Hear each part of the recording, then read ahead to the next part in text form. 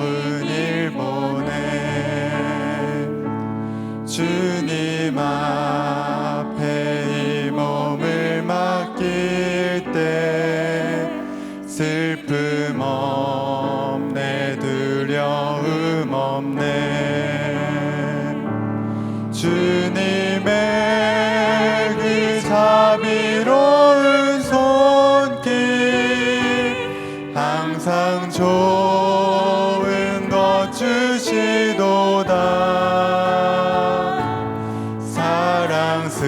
사랑스레 아픔과 기쁨을 수고와 평화와 안식을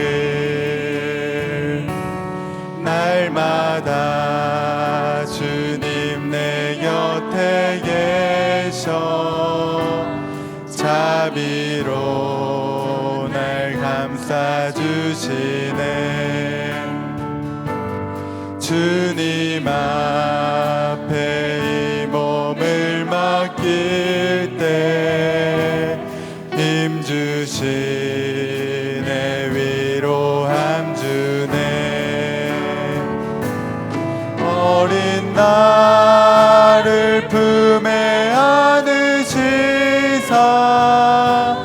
항상 평안함 주시도다 내가 살아 숨을 쉬는 동안 살피신다 약속하셨네 인생의 어려운 순간마다 주의 약속 생각해보네 내 맘속에 믿음 잃지 않고 말씀 속에 위로를 얻네 주님의 도우심 바라보며 모든 어려움 이기도다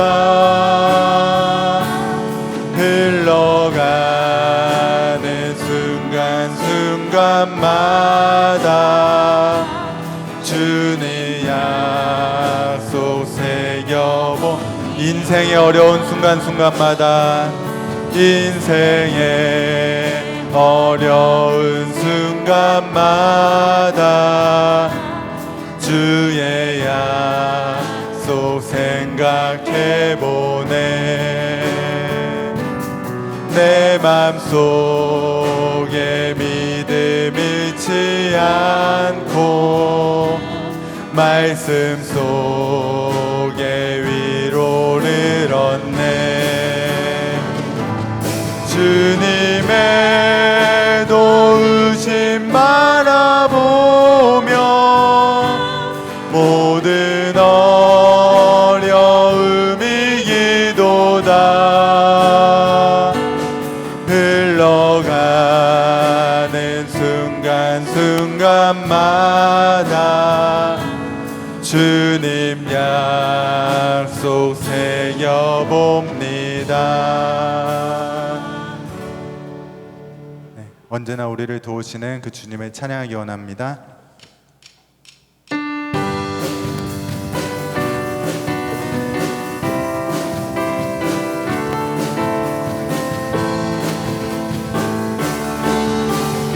나의 반석이신 하나님 나의 반석이신 하나님 행하신 모든 것 완전하시니 나의 생명 되신 하나님 내게 행하신 일 찬양합니다.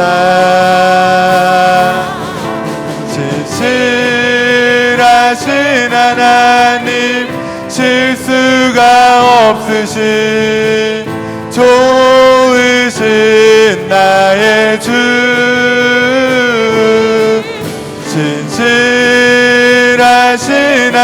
하나님 실수가 없으신 좋으신 나의, 우리 다시 한번 나의 반석이신, 나의 반석이신 하나님 행하신 모든 거 완전하시니 나의 생명 되신 하나님 내게 행하신 일 찬양합니다. 진실하신 하나님 실수가 없으신 좋으신 나의 주, 진실하신 하나님 실수가 없으신 좋으신 나의, 진실하신 하나님, 진실하신 하나님 실수가 없으신 좋으신 나의 주, 진실하신 하나님 실수가 없으신 좋으신 나의, 찬양함의 기쁨을, 찬양함의 기쁨을, 감사함의 평안을, 간구함의 하나님 알도록 하셔.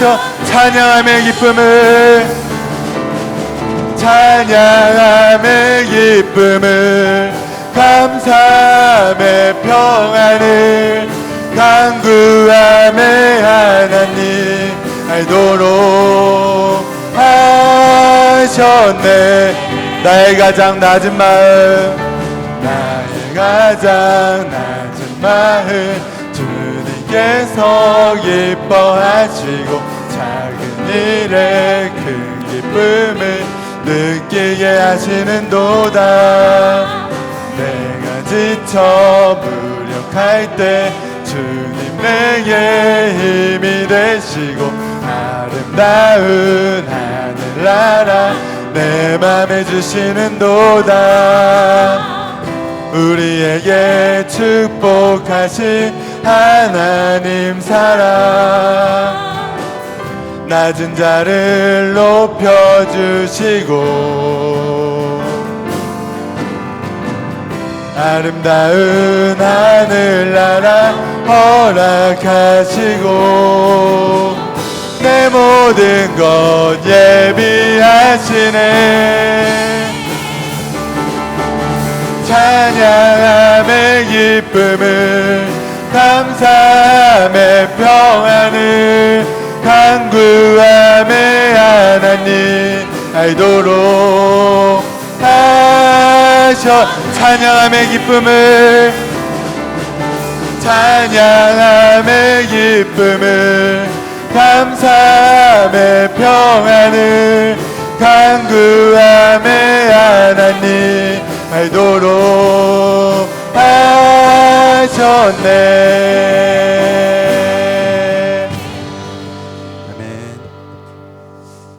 네, 여러분, 우리 추석 명절이 또 돌아왔습니다. 여러분, 코로나가 처음 시작했을 때 우리는 처음 설날을 맞이했었습니다. 그때 많은 사람들이 말했던 것은 코로나가 지나가면 다시 만나요. 이번 설 말고 다음 추석 때 만나요 였습니다. 근데 여러분, 그렇게 벌써 2년이라는 시간이 흘렀습니다. 어렵고 힘든 시간이 너무 오랜 시간이 지속됩니다. 그러나 여러분, 우리 믿는 자들에게 이 어려움의 시간은 그냥 어렵기만 한 시간이 아니라 우리의 믿음의 연단의 시간이라고 믿습니다. 이 어렵고 힘든 시간이 지나가면 우리의 믿음이 더 온전케 되어 있으리라 확신합니다. 여러분, 우리는 무명하나 유명한 자요 죽음의 위기 속에도 생명을 가진 자들이요, 근심하나 기뻐하는 자들이요, 가난하나 다른 일을 부유케 하는 자들입니다. 우리 같이 성도의 노래 찬양하면서 우리의 진정한 고백을 하나님께 드리기 원합니다.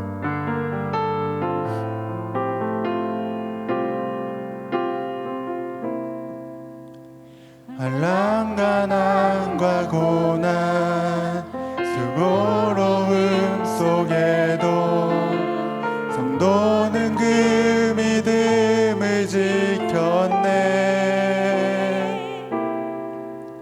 주를 섬기는 일에 자신을 다드리며 진리의 말씀과 성령으로 그 길을 걸었네. 그리스도 안에서 새롭게 하시고 그리스도로 인하여 자유케 되었네.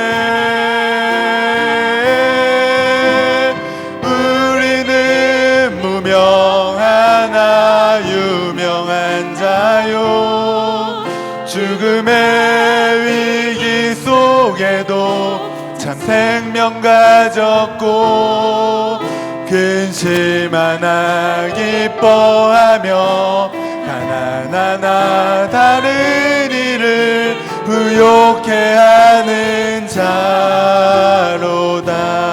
한란가난과 고난, 한란가난과 고난 수고로움 속에도 성도는 그 믿음을 지켰네. 주를 섬기는 일에 자신을 다드리며 진리의 말씀과 성령으로 그 길을 걸었네. 그리스도 안에서 새롭게 하시고 그리스도로 인하여 자유케 되었네. 우리는 무명하나 유명한 자요, 죽음의 위기 속에도 참 생명 가졌고 근심하나 기뻐하며 가난하나 다른 일을 부욕해 하는 자. 우리는 무명하나,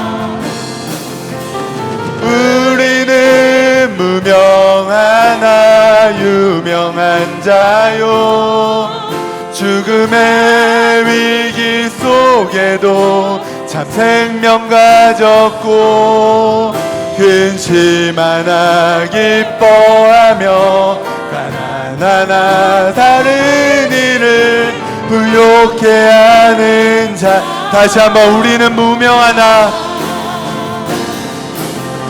우리는 무명하나 유명한 자요, 죽음의 위기 속에도 참 생명 가졌고 근심하나 기뻐하며 가난하나 다른 일을 부욕해 하는 자로 모든 것 가진 자로다. 모든 것 가진 자로다.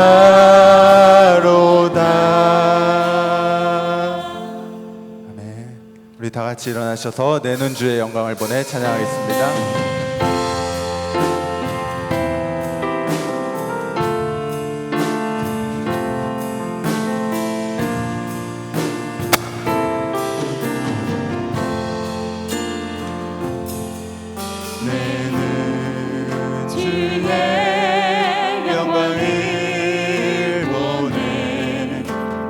우리 가운데 계신 주님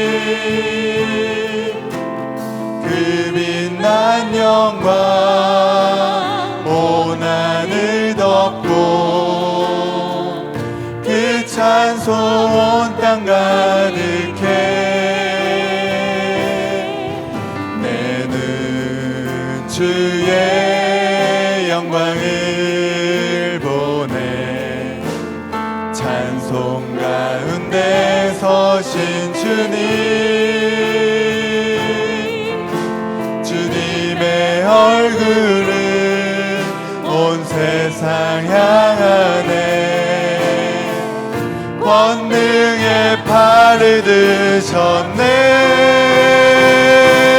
주의 영광 이곳에 가득해 우린 선의 주님과 함께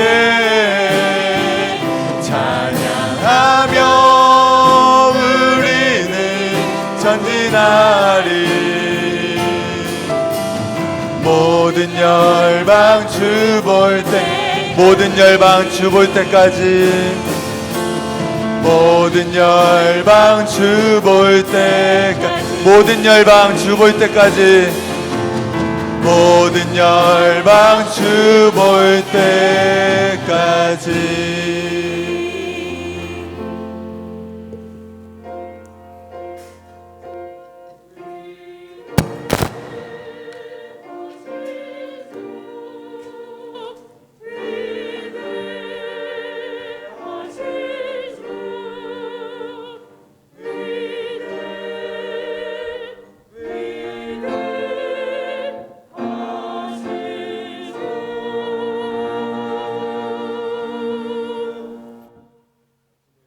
하여금 주의 인자한 말씀을 듣게 하소서. 내가 주를 의뢰함이니이다. 내가 다닐 길을 알게 하소서. 내가 내 영혼을 주께 드림이니이다.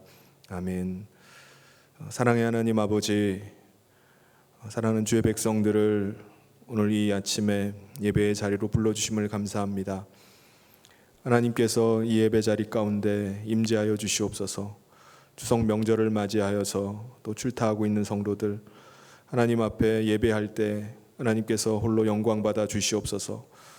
우리가 하나님을 예배함을 통해서 우리의 생명이시며 우리의 능력이 되시는 하나님을 더 믿음으로 바라보며 또 그 주시는 힘 가지고 한 주간을 믿음으로 승리하며 살아갈 수 있도록 주님 함께하여 주시옵소서. 주께서 모든 예배를 주장하시고 또 인도하실 것을 간절히 소원하며 예수님 이름으로 기도하옵나이다. 아멘. 사도신경으로 우리의 신앙을 고백하겠습니다.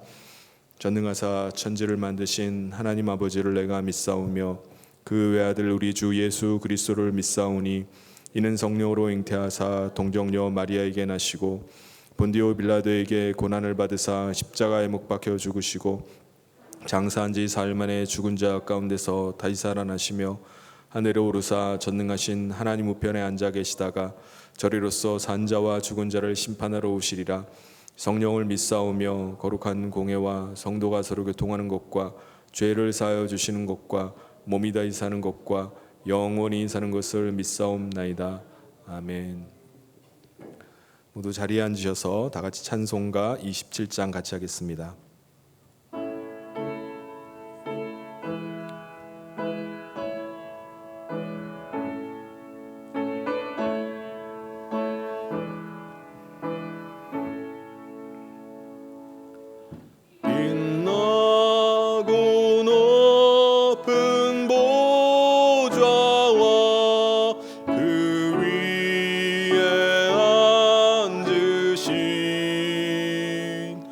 주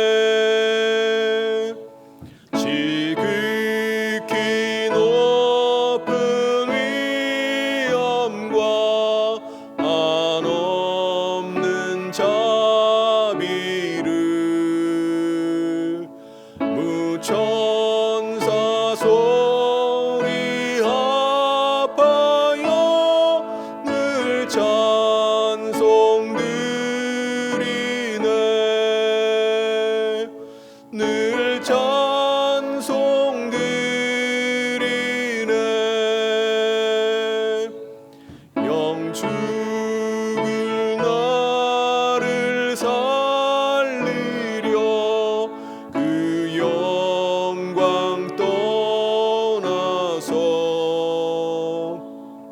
그 부끄러운 십자가 날 위해 지셨네.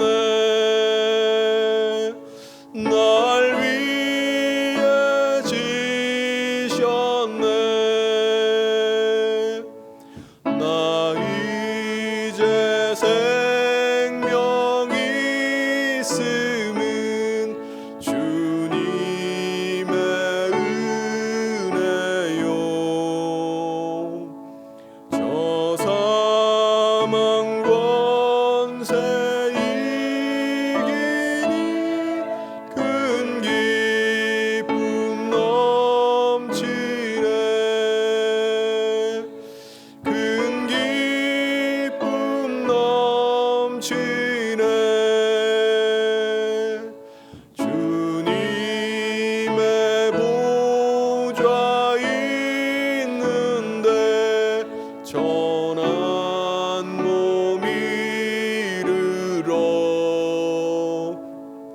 그 영광 몸소 배울 때 내 기쁨 넘치리. 내 기쁨 넘치리. 아멘.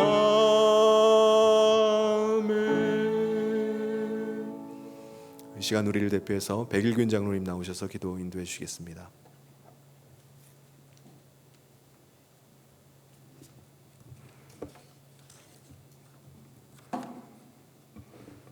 지금도 살아계셔서 역사하시며 찬양과 경배를 받으시기에 합당하신 하나님 아버지, 하루하루를 살아가는 것이 참 힘겹고 어려운 요즘, 그래도 우리의 안식처가 되시며 피난처가 되시는 하나님께 예배드리게 하시니 감사를 드립니다.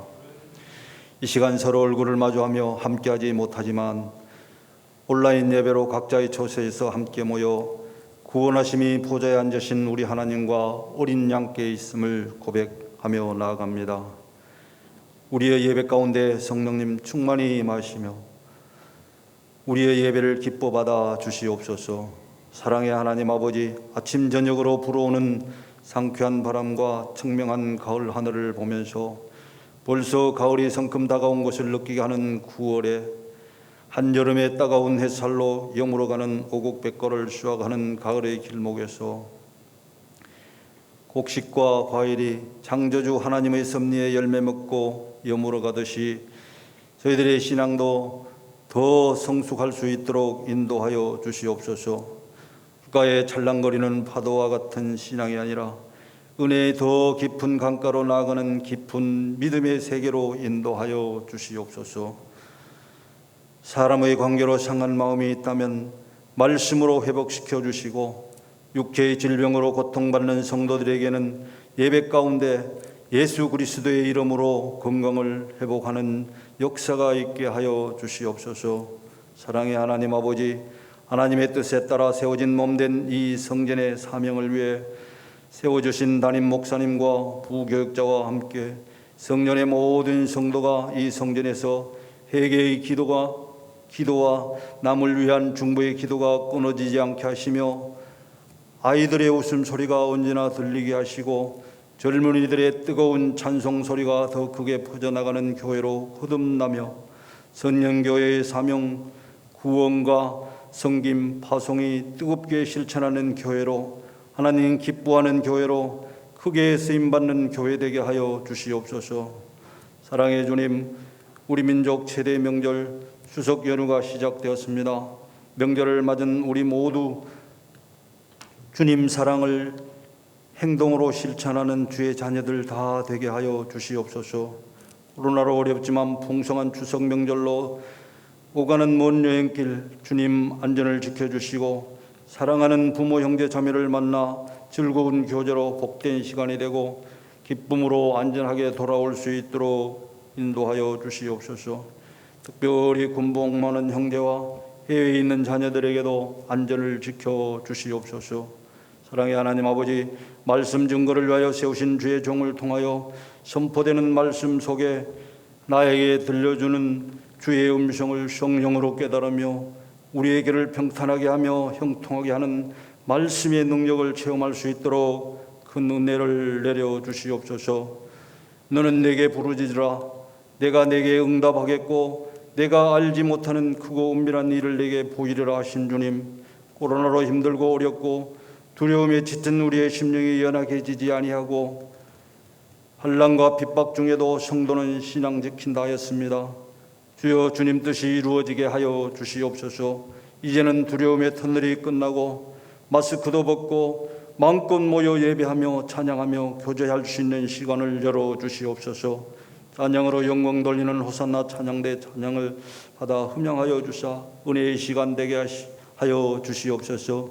이 시간 예배위원들과 몸된 교회를 섬기는 손길을 기억하사 오벳 에돔의 집에 복을 주신 것처럼 헌신한 모든 손길 위에 소유의 크신 복으로 채워 주시옵소서.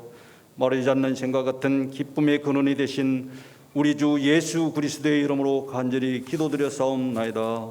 아멘.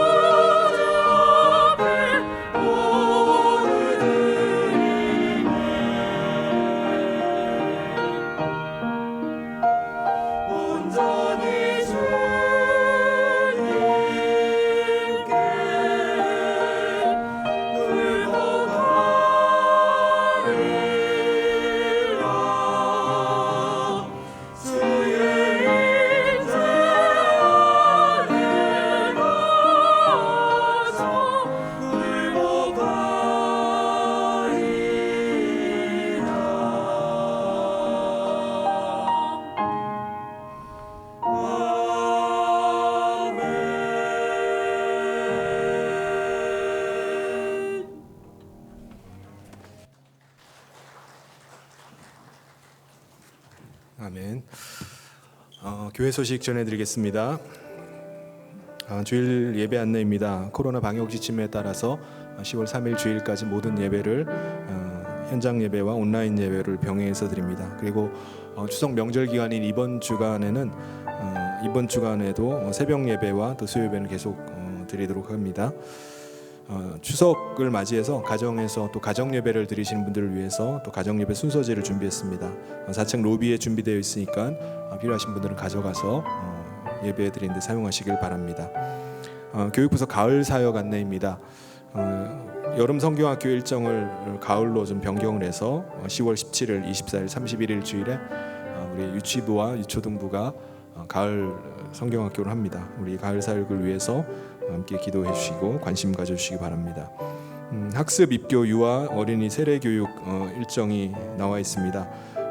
이번에 학습, 입교, 유아, 어린이 세례 교육 받기를 원하시는 분들은 우리 교육자 3일 신청해 주시고요. 지금 이번 주 토요일과 그리고 10월 첫째, 둘째 주에 계속 토요일마다 결혼 일정이 잡혀서 부득이하게 문답일을 10월 16일로 조정을 했습니다. 10월 16일 2시 3층 목양실에서 있고요. 그리고 그 다음 날인 17일 날 우리 세례식을 갖도록 하겠습니다. 장학금 안내입니다. 우리 장학부에서 2학기 장학생을 선발을 해서 장학금을 지급을 했습니다. 이번에 장학금을 받는 성인 장학생은 은유민, 은여민, 장유민, 백하은 학생입니다. 우리 이들 학생들을 위해서도 기도해 주시기 바랍니다. 그리고 교우동종으로 우리 하모균 권사님의 차남 허희 형제가 김명솔 자매와 이번 주 토요일 날 9월 25일 낮 12시에 인천역에 있는 우리 예식장에서 결혼을 합니다. 결혼을 축하해 주시기 바랍니다. 그리고 최영수 성도님과 위은혜 자매, 이성수 권사님 차녀인 위은혜 자매 가정에서 지난 9월 3일 날 등려를 했습니다. 출산한 이 가정을 위해서 또 축하와 축복해 주시고 또 기도를 부탁드립니다. 교회 소식은 이상이고요. 하나님께서 오늘 주일에 주신 말씀 함께 보도록 하겠습니다. 마태복음 7장 13절부터 29절 마지막 절까지 말씀을 제가 봉독하겠습니다. 좁은 문으로 들어가라. 멸망으로 인도하는 문은 크고 그 길이 넓어 그리로 들어가는 자가 많고 생명으로 인도하는 문은 좁고 길이 협착하여 찾는 자가 적음이라. 거짓 선지자들을 삼가라. 양의 옷을 입고 너희에게 나아오나 속에는 노략질하는 일이라. 그들의 열매로 그들을 알지니 가시나무에서 포도를 또는 엉겅퀴에서 무화과를 따겠느냐. 이와 같이 좋은 나무마다 아름다운 열매를 맺고 못된 나무가 나쁜 열매를 맺나니 좋은 나무가 나쁜 열매를 맺을 수 없고 못된 나무가 아름다운 열매를 맺을 수 없느니라. 아름다운 열매를 맺지 아니하는 나무마다 찍혀 불에 던져지느니라. 이러므로 그들의 열매로 그들을 알리라. 나더러 주여 주여 하는 자마다 다 천국에 들어갈 것이 아니요 다만 하늘에 계신 내 아버지의 뜻대로 행하는 자라야 들어가리라. 그날에 많은 사람이 나더러 이르되 주여 주여 우리가 주의 이름으로 선지자 노릇하며 주의 이름으로 귀신을 쫓아내며 주의 이름으로 많은 권능을 행하지 아니하였나이까 하리니 그때 내가 그들에게 밝히 말하되 내가 너희를 도무지 알지 못하니 불법을 행하는 자들아 내게서 떠나가라 하리라. 그러므로 누구든지 나의 이 말을 듣고 행하는 자는 그 집을 반석 위에 지은 지혜로운 사람 같으리니 비가 내리고 창수가 나고 바람이 불어 그 집에 부딪히되 무너지지 아니하나니 이는 주추를 반석 위에 놓은 까닭이요 나의 이 말을 듣고 행하지 아니하는 자는 그 집을 모래 위에 지은 어리석은 사람 같으리니 비가 내리고 창수가 나고 바람이 불어 그 집에 부딪힘에 무너져 그 무너짐이 심하니라. 예수께서 이 말씀을 마치심에 무리들이 그의 가르침에 놀라니 이는 그 가르치시는 것이 권위 있는 자와 같고 그들의 서기관들과 같이 아니함일러라. 아멘. 오늘 많은 사람들은 대세를 쫓아갑니다. 얼마 전에 우리 교회 근처에 있는 프랜차이즈 카페 하나가 새로 오픈을 하면서 카페 굿즈를 할인 행사를 했습니다. 그걸 사기 위해서 아침부터 얼마나 많은 사람들이 줄을 서서 기다렸는지 모릅니다. 저도 지나가면서 줄 서 있는 사람들을 보니까 뭐가 그렇게 좋아가지고 아침 내내 저렇게 줄을 서서 기다릴까 궁금해졌습니다. 저 같은 사람들 중에는 뭔지도 모르고 줄이 길게 늘어서 있으니까 그 줄 끝에 서 있는 사람도 아마 있었을지도 모르겠습니다. 그런 걸 뭐라고 하죠? 군중심리라고 합니다. 군중심리는 정보를 가지고 있지 않은 상태에서 오로지 다수의 사람들이 선택하는 것을 따라가는 현상입니다. 내가 분별하고 내가 선택하는 것이 아니라 많은 사람들이 선택한 것을 그냥 무작정 따라가는 것입니다. 많은 사람들이 가는 길이면 그 길이 옳은 길이라고 생각하고 그 길을 자기도 편승해서 따라가려고 합니다. 그 길 가운데 서 있어야지 내 마음이 좀 편안하고 좀 안심이 됩니다. 그런데 우리 그리스도인은 어떻습니까? 큰 문으로 대로로 가는 것이 아니라 신앙의 길은 좁은 문, 험한 길을 가는 것이 신앙의 길입니다. 13절 말씀에 예수님께서 좁은 문으로 들어가라. 멸망으로 인도하는 문은 크고 그 길이 넓어 그리로 들어가는 자가 많고 라고 말씀합니다. 주님 가신 길은 어떤 길이었죠? 좁은 문, 험한 길이었습니다. 우리 그리스도인은 주님 가신 그 좁은 문으로 그 험한 길을 따라서 가는 것입니다. 그 길은 생명의 길이지만 그 문은 좁고 협착하기 때문에 다니는 사람이 찾는 사람들이 적다고 말씀합니다. 14절에 생명으로 인도하는 문은 좁고 길이 협착하여 찾는 자가 적음이라. 그런데 우리가 그 길을 가는 가운데 아주 헷갈리게 하는 사람들이 있습니다. 어떤 사람들일까요? 그들은 그리스도인들에게 좁은 길로, 좁은 문으로 가라, 십자가의 길로 가라고 이렇게 하는 것이 아니라 큰 길, 대로가 있다. 이 길로 가라고 우리를 그 길로 자꾸 인도를 합니다. 그들은 거짓 선지자들입니다. 거짓 선지자가 신약 성경에 11번 나오는데요. 베드로서 2장 1절에 보면은 그러나 백성 가운데 또한 거짓 선지자들이 일어났었나니 이와 같이 너희 중에도 거짓 선생들이 있으리라. 그들은 멸망하게 할 이단을 가만히 끌어들여 자기들을 사신 줄을 부인하고 임박한 멸망을 스스로 취하는 자들이라. 이 사람들은 어디에 있죠? 너희들 중에도 거짓 선생, 거짓 선지자가 있다는 것입니다. 거짓 선지자들은요, 말세의 때가 가까워지면 더 흔해집니다. 요한일서 4장 1절에 보면은 사랑하는 자들아 영을 다 믿지 말고 오직 영들이 하나님께 속하였나 분별하라. 많은 거짓 선지자가 세상에 나왔습니다. 이 거짓 선지자들은요, 계시된 말씀이 아니라 자신의 마음에서, 자신의 심령에서 나온 것들을 예언을 합니다. 따라서 무슨 예언을 한다 할지라도 우리는 그 말을 성경에 비춰보아야 돼요. 오늘날도 거짓 선지자들이 많이 있습니다. 이들은 복음을 변질시켜서 하나님을 섬기는 것이 아니라 만몬을 쫓고 물질을 신으로 섬기게 만듭니다. 만모니즘의 뿌리에서 자라난 것이 번영신학이고요, 건강신학입니다.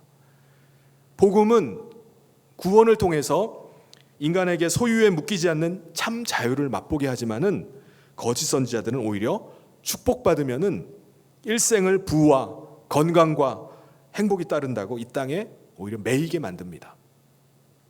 예전에 한 권사님이 우리 교회에 등록을 하셨어요.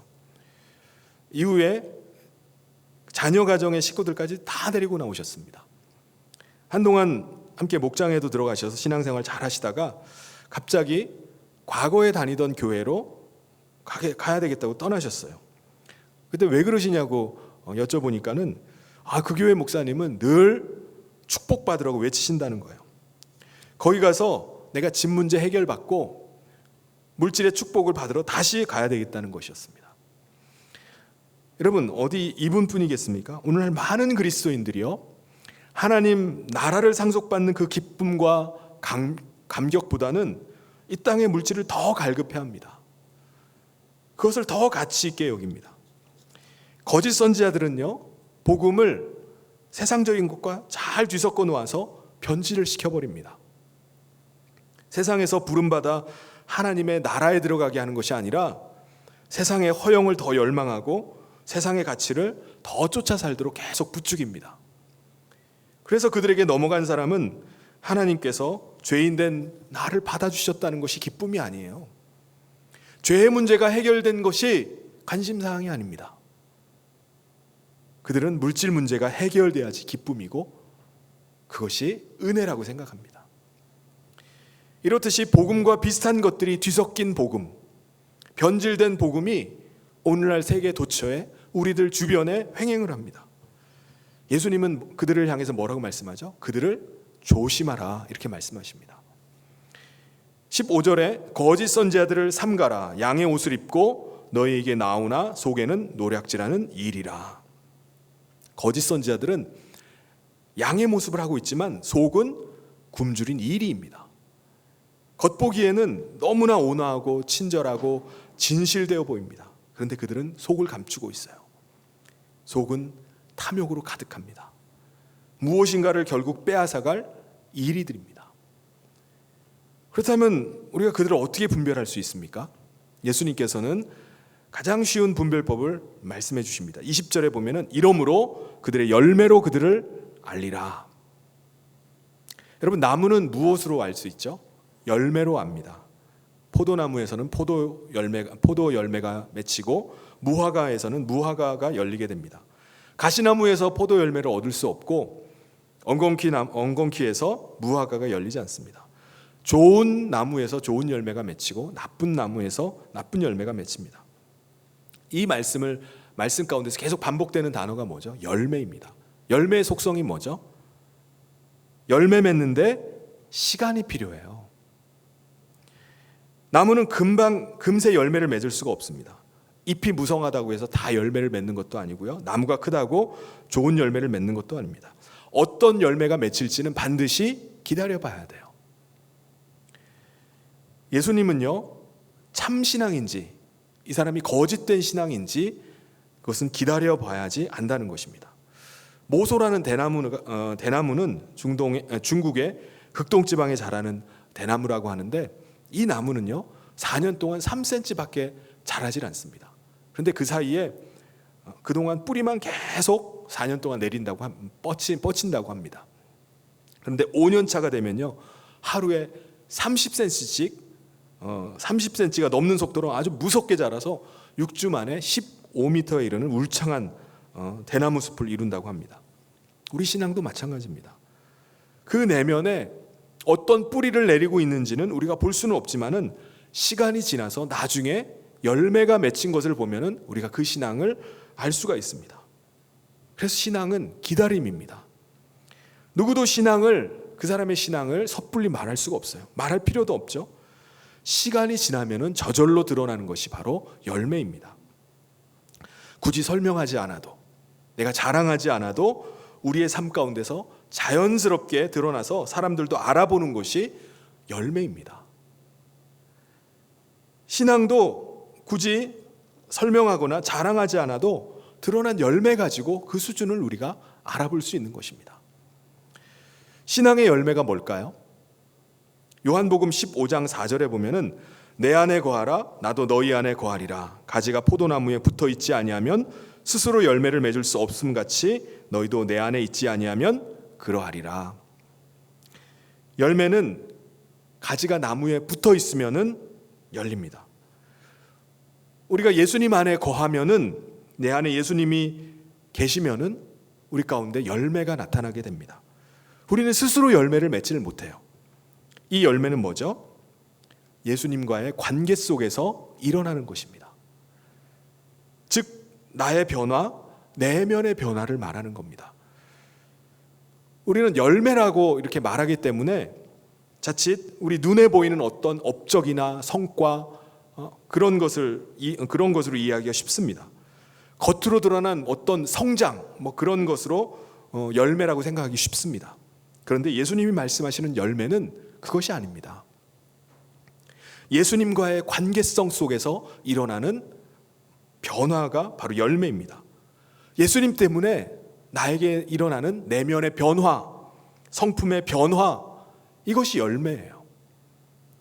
여러분, 예수님을 믿고 여러분은 변하셨습니까? 성품이 달라졌나요? 인격이 바뀌셨나요? 그러면 열매를 맺어가고 있는 것입니다. 예수를 믿었는데 내 성품에 아무 변화가 일어나지 않는다. 그러면 열매가 없는 겁니다. 열매가 없으면 어떻게 되죠? 요한복음 15장 6절에 사람이 내 안에 거하지 아니하면 가지처럼 밖에 버려져 마르나니 사람들을 그것을 모아다가 불에 던져 사르느니라. 주님과 아무런 관계도 없는 사람입니다. 그런데 주님께 붙어 있으면은 그 성품이 변할 수밖에 없다는 거예요. 우리는 나무에 붙어 있는 가지처럼 예수님께 붙어 있을 때 열매가 맺힙니다. 그 열매는 예수님의 본질이 흘러든 열매요, 예수님의 성품이 담긴 열매입니다.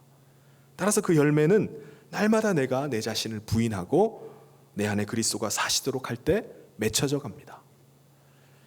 사도 바울은 예수님이 말씀하신 그 열매가 무엇인지 갈라디아서 5장 22절 23절에서 말씀합니다. 오직 성령의 열매는 사랑과 희락과 화평과 오래 참음과 자비와 양선과 충성과 온유와 절제니 이 같은 것을 금지할 법이 없느니라. 우리 안에 예수 그리스도가 거하시면은 그 열매가 맺히는 것을 막을 길이 없다는 거예요. 성령의 9가지 열매를 우리가 한번 자세히 들여다보면은 성품이 어떤 순서로 어떤 경로를 통해서 이게 맺혀지게 되는지를 우리가 알 수가 있습니다. 예수님의 성품이 흘러들면요, 먼저 우리 안에는 사랑과 기쁨과 화평이 내 안에서 막 자라기 시작합니다. 내가 한 것이라고는 그냥 예수님을 영접하고 예수님의 말씀을 듣고 예수님을 묵상한 것이 전부예요. 내가 예수님의 사랑받는 존재라는 것이 느껴지게 되고 그때부터 나도 누군가를 사랑할 수 있는 존재가 되었구나라는 사실이 느껴지게 됩니다. 이 사실이 내게는 너무나 큰 기쁨이에요. 나도 주님의 사랑받는 자이구나. 나도 누군가를 사랑할 수 있는 사람이 되었구나. 이 설명할 수 없는 기쁨이 우리 가운데 오게 됩니다. 이 기쁨이 차고 넘쳐서 그 다음에는 평생 느껴보지 못한 평강과 화평을 우리가 맛보게 되는 것입니다. 내 안에서 일어난 변화가 나 하나로 그치나요? 아닙니다. 내 안에서 일어난 이 내면의 변화는요, 소리 없이 남편에게요, 아내에게, 자녀에게, 부모님에게, 친구에게, 동료에게 계속 번져나갑니다. 마치 파장이나 물결이 조용히 번져나가는 것 같이 주변 사람들에게 나타나요. 그 파장의 이름, 물결의 이름이 뭐죠? 오래 참음과 자비와 양선입니다. 내가 전에는 그러지 않았는데 내 안에 변화가 생기고 난 다음부터 참아져요. 예전 같으면 한바탕 그냥 쏟아붓고 대판 싸웠을 텐데 왠지 화가 나질 않습니다. 화가 나는 것을 억누르고 있는 게 아니에요. 분노가 안 나는 겁니다.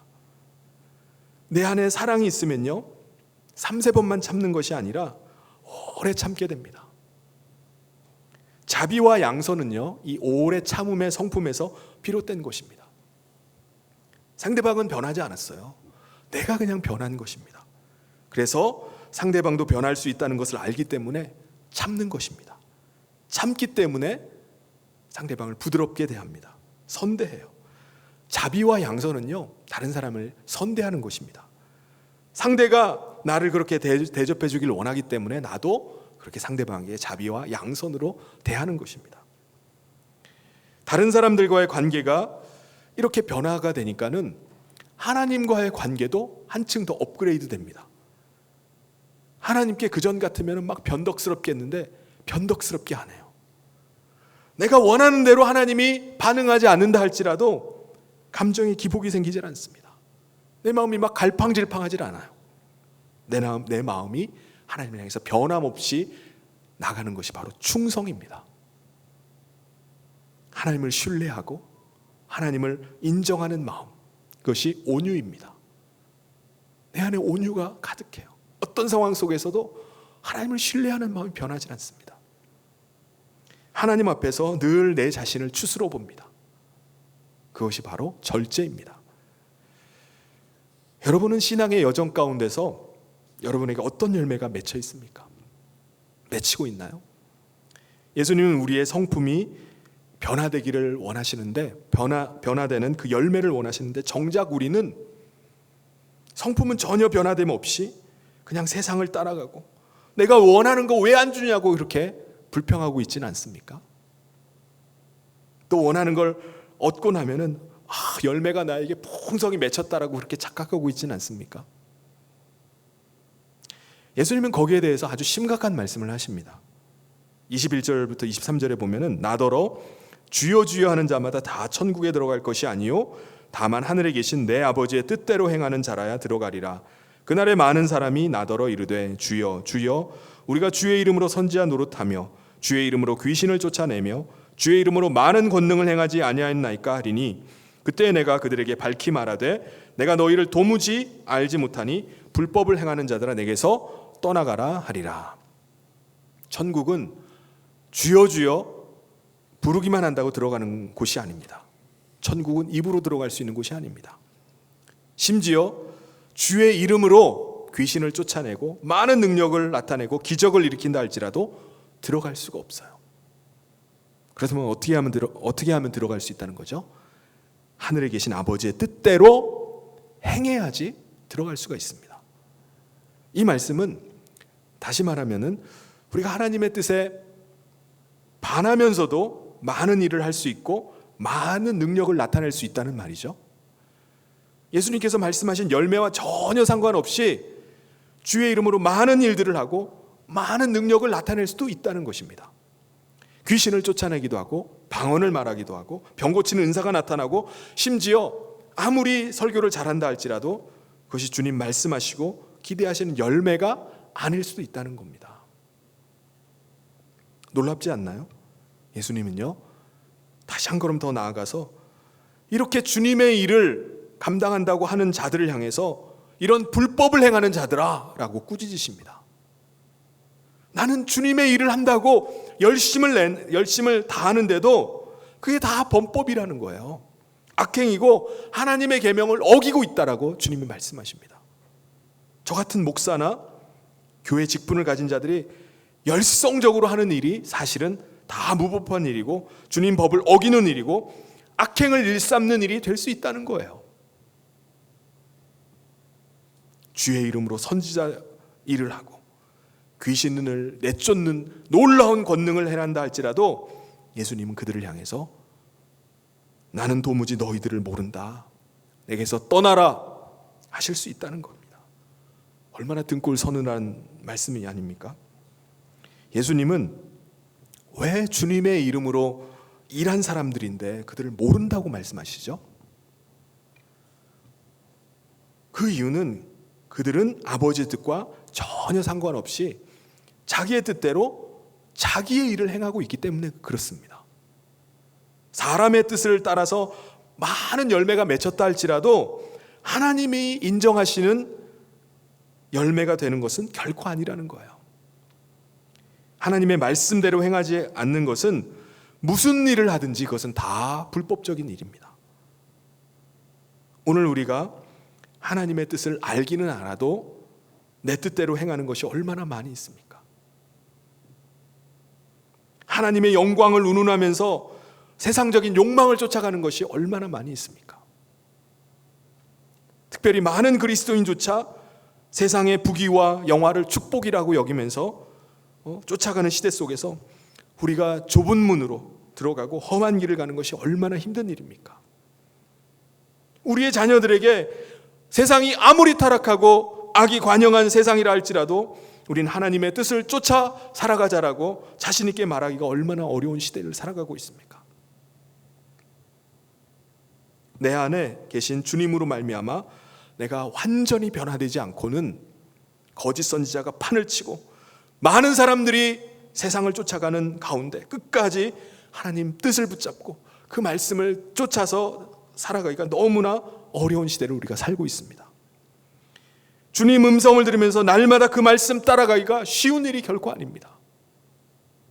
그렇다면 오늘 우리가 이 시대의 대세를 거스르고 하나님 말씀 붙잡고 그 말씀 의지해서 끝까지 우리가 살아가는 데는 무슨 의미가 있는 거죠?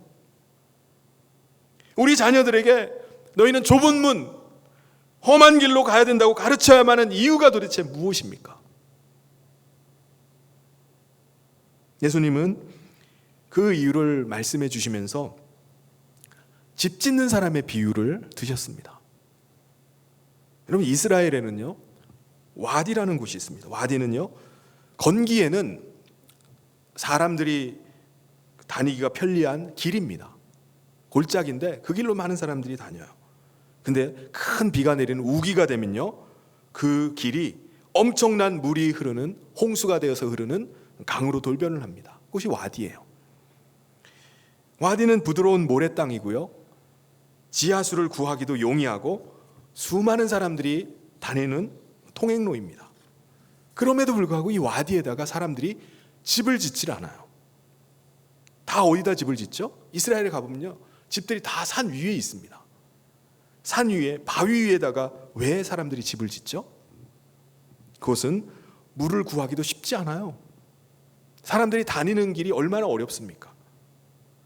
다니는 곳도 험한 길입니다. 그런데 왜 그곳에다가 집을, 그 산 위에다가, 바위 위에다 집을 짓습니까? 왜냐하면은 와디는요, 평상시에는 상관없습니다. 전혀 문제가 없어요. 그런데 비가 오면은, 홍수가 나면은 거기에다 집은 다 떠내려가 버립니다. 그래서 힘들더라도 산 위에다가, 반석 위에다가 집을 짓습니다. 그게 지혜로운 거잖아요. 예수님의 말씀을 듣고 행하며 사는 사람은 산 위에, 반석 위에다가 집을 짓는 사람과 같다라고 말씀합니다. 그게 지혜로운 사람이라고 말씀합니다. 24절 25절에 그러므로 누구든지 나의 이 말을 듣고 행하는 자는 그 집을 반석 위에 지은 지혜로운 사람 같으리니 비가 내리고 창수가 나고 바람이 불어 그 집에 부딪히되 무너지지 아니하나니 이는 주추를 반석 위에 놓은 까닭이요. 그런데 예수님은 말씀은 들었어요. 그렇지만 말씀대로 순종하지 않고 자기 생각대로, 자기 방식대로 사는 사람은 모래 위에 집을 짓는 사람과 마찬가지다라고 말씀합니다. 그곳에다 집을 지으면 편합니다. 다니기도 편하고요, 뭔가 구하기도 편하고요. 그렇지만은 어리석은 사람입니다. 26절 27절에 나의 이 말을 듣고 행하지 아니하는 자는 그 집을 모래 위에 지은 어리석은 사람 같으리니 비가 내리고 창수가 나고 바람이 불어 그 집에 부딪힘에 무너져 그 무너짐이 심하니라. 주님의 말씀을 두 사람이 들었어요. 한 사람은 듣기만 합니다. 들은 게 전부예요. 물론 말씀을 듣고 감동할 수도 있습니다. 어쩌면 듣고 막 감동해서 눈물을 흘릴 수도 있어요. 주님의 말씀. 그런데 듣고 나서 행동으로 옮긴 것이 아무것도 없어요. 주님 말씀 붙잡고 주님 말씀 따라 사는 것이 아니라 계속해서 자기 생각을 따라 살아갑니다. 세상의 가치를 쫓아서 그냥 살아가요. 그런데 다른 한 사람은 말씀을 듣고 힘들지만은 말씀대로 살기로 결단을 합니다. 주님의 말씀이 진리임을 믿고 그 말씀을 따라서 반석 위에다가, 산 위에다가 집을 짓습니다. 그럼 두 사람의 삶은 언제 차이가 나죠? 인생이 늘 평탄하기만 하면요, 상관이 없습니다. 말씀 듣고 그냥 감동으로 끝나건 실천하면서 살건 상관이 없어요. 차이가 없습니다. 문제는요, 누구에게나 어려움이 닥친다는 것입니다. 살다 보면은 반드시 고난이나 역경이 닥친다는 거예요. 그때 판가름이 나버립니다. 비가 오고 강이 범람하고 태풍이 불어닥치면은 그때 드러나 버립니다. 지진이 닥치면은 드러나요. 그때 열매 맺은 사람과 열매 없는 사람의 삶이 완전히 갈라지게 됩니다. 견딜 수 없는 상황에 빠지면요, 내 힘으로는 도저히 어떻게 할 수 없는 사람을 만나면은 성품이 변한 사람과 변하지 않은 사람은 그 차이가 거기서 드러납니다. 여러분, 왜 하나님 말씀대로 행하는 삶이어야 됩니까? 왜 변화의 열매가 맺히는 삶이어야 되죠? 내가 본질적으로 변화되지 않으면요, 인생의 문제가 근본적으로 아무것도 해결되지 않기 때문에 그렇습니다. 내가 변하면 인생의 모든 문제가 달라집니다. 왜냐하면 내 영적인 태도가 달라지기 때문에 그래요. 모든 사람을 대하는 것과 모든 문제를 대하는 나의 태도가 달라져 버리기 때문에 그렇습니다. 그래서 이 세상을 말씀을 쫓아 사는 것이 지혜로운 것입니다. 오늘 말씀이 산상수훈의 마지막 부분이에요. 예수님의 가르침의 결론이 뭡니까? 성품의 변화만이 하나님의 나라를 유업으로 받을 수 있다는 것입니다. 성품이 변하지 않고는 하나님의 일을 할 수가 없다는 거예요. 전심으로 회개하지 않고 진정으로 변하지 않고 주여 주여 해봤자 주님은 나는 너를 도무지 모른다 라고 하시는 것입니다. 이게 제게 하시는 말씀이고 여러분에게 하시는 말씀이고 우리 그리스도인들에게 하시는 말씀입니다. 예수님은 제자들을 곁에 두고 말씀을 하셨는데 말씀이 끝날 때가 되니까 많은 무리가 와서 예수님의 말씀을 듣고 놀라게 됩니다.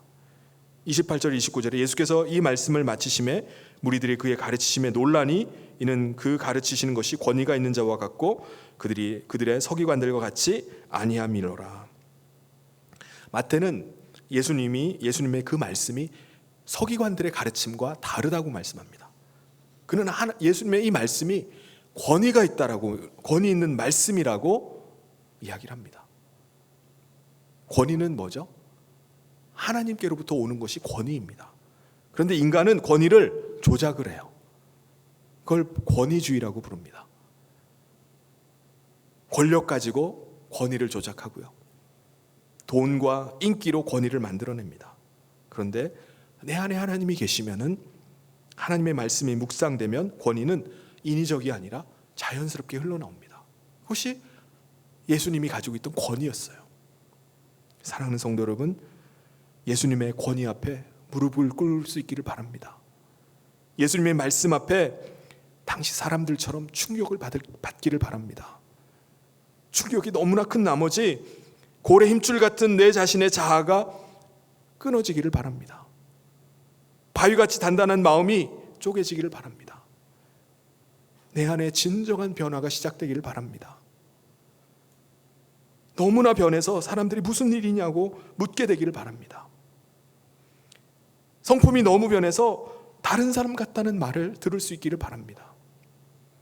그때 천국이 임할 것입니다. 주님의 다스림과 주님의 일하심들이 여러분의 삶을 통해서 나타나게 될 것입니다.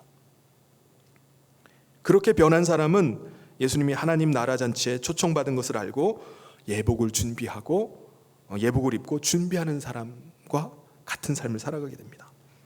이 땅의 삶이 아무리 힘들고 고난이 계속된다 할지라도 그 얼굴에는 기대와 기쁨이 있어요. 평안이 있고 확신이 있습니다. 사랑하는 성도 여러분, 우리는 대한민국 국적만이 아니라 하나님 나라의 원래 국적이 회복되었다는 사실을 기억할 수 있길 바랍니다. 그래서 이 세상을 사는 동안에 영원한 하나님의 나라, 천국을 소망하면서 하나님 나라 백성으로 어떤 상황 가운데 처하더라도 담대하게, 당당하게 살아가는 저와 모든 성도님 되시기를 주님의 이름으로 축원합니다. 같이 기도하겠습니다. 사랑의 하나님 아버지, 감사합니다. 오늘 우리가 살아가는 이 시대 속에 많은 사람들이 좁은 문, 또 험한 길을 가기보다는 세상을 쫓아 살아가고, 심지어는 많은 그리스도인조차도 그 길로 가고 대로로 가며 또 축복을 받았다고 말하는 것들을 우리가 보게 됩니다. 그러한 가운데 오늘 주님의 말씀을 기억하며 또 주님께서 가신 그 길을 우리가 쫓아가게 하여 주시옵소서. 어떠한 상황 가운데 있다 할지라도 우리가 열매 맺는 삶을 살게 하여 주시옵소서. 우리의 성품이 변화가 일어나게 하시고 주님의 마음 가지고 이 땅을 살아갈 수 있도록 주여 역사하여 주시옵소서. 그래서 어떤 상황 가운데도 우리의 얼굴 가운데 기쁨과 확신과 평안과 화평이 넘쳐오를 수 있도록 주여 역사하여 주시옵소서. 홀로 가는 것이 아니라 주님이 함께 그 길을 가고 있음을 믿으며 하나님 나라를 향해서 담대하게 나가는 우리 모든 성인의 성도들 될 수 있도록 주여 역사하여 주시옵소서. 예수님의 이름으로 기도하옵나이다. 아멘. 우리 다 같이 자리에서 일어나셔서 찬송 같이 하고 헌금 봉헌하도록 같이 하겠습니다.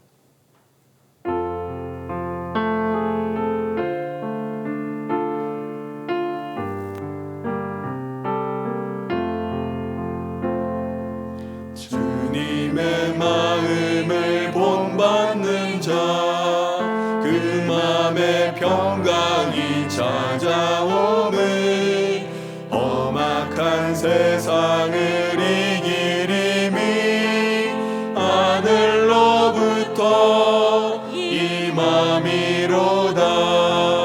주님의 마음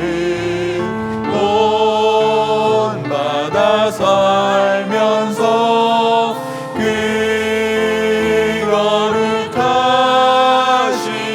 나도 이루리. 주 모습 내 눈에 안 보이며 그 음성 내 귀에 안 들려도 내 영혼 날마다 주를 만나 신령한 말씀 늘 배우도다. 주님의 마음 본받아 살면서 그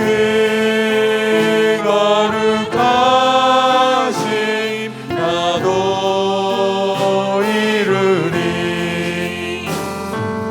가는 길 거칠고 험하여도 내 맘에 불평이 없어짐은 십자가 고난을 이겨내신 주님의 마음 본받음이라. 주님의 마음 본받아 살면서 그 거룩하신 나도 이루리. 주 예수 세상에 다시 오실 그날의 무성도 변화하여 주님의 빛나는 그 영상을 다 함께 보며 주 찬양하리. 주님의 마음 본받아 살면서 그 거룩하신 나도 이루리. 드린 열무에 함께 기도하겠습니다. 하나님 아버지 감사합니다. 오늘 우리를 세상 가운데서 불러주시고 또 하나님을 예배하는 자로 또 하나님 나라를 소망하는 자로 서게 하심을 감사합니다. 이 시간 하나님의 사랑받는 백성들이 하나님 앞에 예배하며 귀한 예물을 준비하여 올려드리오니 하나님 예물을 기뻐 받으시고 흠양하여 주시옵소서. 우리의 전 삶이 하나님께 소망을 두고 또 하나님 나라를 바라보며 살게 하신 하나님, 우리가 이 땅에 매이지 않게 하여 주시고 물질에 노예되지 않게 하여 주시옵소서. 오늘도 주님이 함께 하여 주셔서 주님이 공급하시고 채우심을 믿는 믿음 가지고 이 땅을 담대하게 살아가는 저희들의 삶이 되게 하여 주시옵소서. 여러 가지 시련과 또 어려움을 만나 주님 앞에 부르짖는 성도들 길을 열어주시고 또 하나님의 도우심과 은혜가 그 삶 가운데서 날마다 함께하여 주시옵소서. 그래서 넉넉히 세상을 이기며 믿음으로 주의 길 갈 수 있도록 주여 역사하여 주시옵소서. 우리 특별히 다음 세대들, 우리 자녀들 오늘 세대 통합으로 함께 예배를 드립니다. 우리의 자녀들 가운데 함께하여 주시옵소서. 세상 길로 가는 것이 아니라 진리의 말씀, 하나님의 생명의 말씀 붙잡고 믿음으로 그 길 따라 살아갈 수 있는 믿음의 자녀들로 삼아 주시옵소서. 그래서 아버지 하나님께서 그 삶을 길을 열어주시고 또 함께 하시는 놀라운 하나님의 은혜를 그 삶에서 날마다 경험하는 복된 신앙의 길이 될 수 있도록 주여 역사하여 주시옵소서.